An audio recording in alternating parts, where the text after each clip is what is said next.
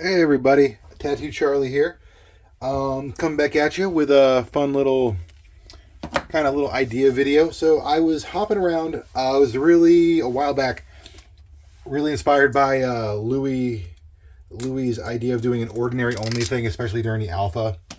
Not a lot of cards floating around. Want to get players in there, do the ordinary thing. Seems like a pretty cool idea. Fast forward now, a few months past release. Cards have been sold. Pretty much everybody's only got what's left from Team Covenant. And, we're kind of hitting our first, tournament season, which is really cool. And shout out to the Courtesan Cup this week, or I believe this week or next week. Good luck and congrats to everybody heading up there and having a blast this weekend or next weekend. Pretty exciting. Wish I could be there. But, as things wind down, kind of going into this tournament season, I'm sure there's a lot of towns and a lot of areas that don't have as a robust, play group scene or, area to play their card game. I'm sure a lot of my place, for instance, in Augusta, Georgia, on any given Sunday that we play is anywhere between, 4 to 6 of us. And 4 of them being pretty diehard, But even then, that's starting to kind of peter down, I know that was a big kind of part of how the game was kind of intended to be seen. There's not just like constant barrage and constant weekly gameplay. Something that you kind of play out for a season and kind of watch it kind of taper down into the release of the next set, which I think is really cool. But also, I don't know, it's a new card game, and at the end of the day, I'd rather wait for something really good than be rushed some kind of meh stuff. So, in an effort to kind of find more new players, and being there's a lack of resources, I myself am sitting on at least a case worth of alpha bulk and about 2.5 cases of beta bulk.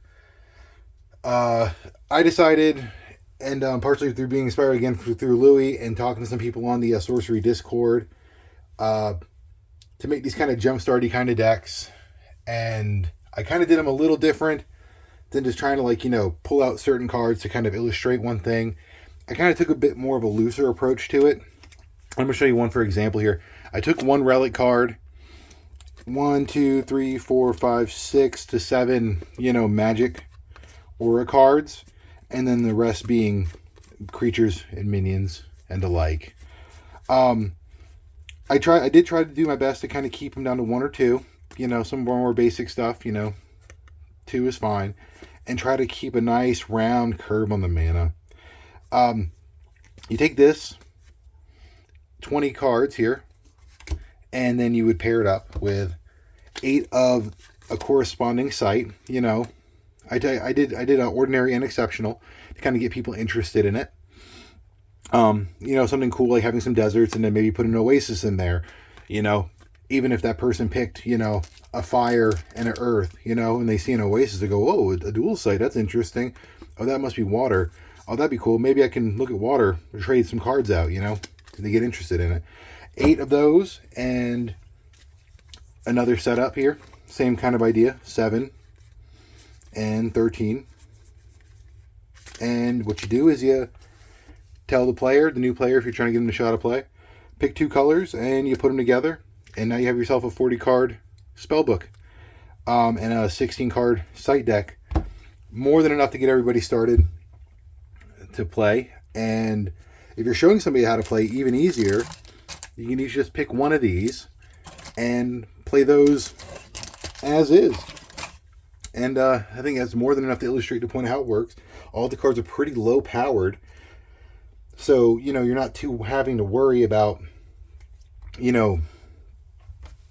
very confusing interactions or the like, There's some nice, simple creature-based gameplay. Kind of help them show how to lay out the board, and how to play the game. So, like I said, I got a bunch of this stuff lying around. So far, I'm about 20 packets in. I'm hoping to do enough to do, 8 of each color. So that would be 32. And 32, if you were to break that down to 2 packs per person, that would be, I believe, 16 people. So you have enough to kind of show, get 16 people into the game. You're having them walk away with, $1 worth of cards. And heck, man, you give away this many cards, that you're probably going to sit on forever anyways. And 2 people come in and come back next week and play something, Sounds like a win to me. Sounds like a great time. Sounds like an opportunity to meet new people and have some fun, I think a huge part of the game, and, the idea is the collectability and the investment opportunity behind it. And as a lover of old school Magic myself, I think it's great and all, but I didn't necessarily get into Sorcery for, the free tendies. I got into Sorcery because I liked old school Magic, and, the biggest limitation of old school Magic is being that you don't really play past Fallen Empires, and you start having all these like kind of, extended constructed block sets inside of the old school formats, Alice and pre-modern and stuff. And I just like basic wizard stuff, man. I like basic fantasy. I'm, one of those kind of people. So I'm playing this game whether or not it's worth 10 cents or $1 million, like that part doesn't really matter to me. And to that note, it doesn't mean anything if the game is not being played, I don't think anybody's going to sit around for 20 years on a Old Salt Anchorman and go, yep, that's rare. You know what I mean? Like, who cares, I kind of care for sure, but like, it's not the point. The game's really good, and I want to see more people play it, especially in paper. Truthfully, this game doesn't really lend itself well to, a webcam format, so you can't really webcam it on paper, so you got to use TTS and stuff, and TTS is cool. But I think this game is, was designed with really encouraging the paper in-person aspect. So, again, I'm sure most of you guys probably have smaller scenes here in your local area. Excuse me. And that means I'm sure there's 1 or 2 whales that you might be listening today in your area, I think this is maybe what we should be doing, what I'm going to be doing personally. I'm not going to tell you what to do, but I think it'd be cool.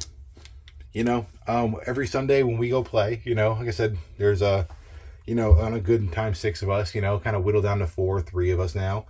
And every week, I see somebody looking at the mat, while we're in the middle of the game, and looking at it with interest, but there's nothing for them to look at. There's no more product, it's just what we have and, what got sold over the past few months, And I think giving an opportunity to be like, hey, let's play a game. I'll show you how, and you can have these, take 20 minutes.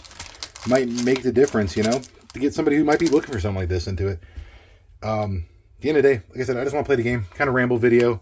I know kind of keep going on here, but give it a shot. I just kind of took my ordinary and exceptional bulk, try to keep it down to 1 or 2 copies of ordinaries and 1 copy of exceptionals, just because, if you pick 2 fire, then you're going to start going out of past the numbers and stuff.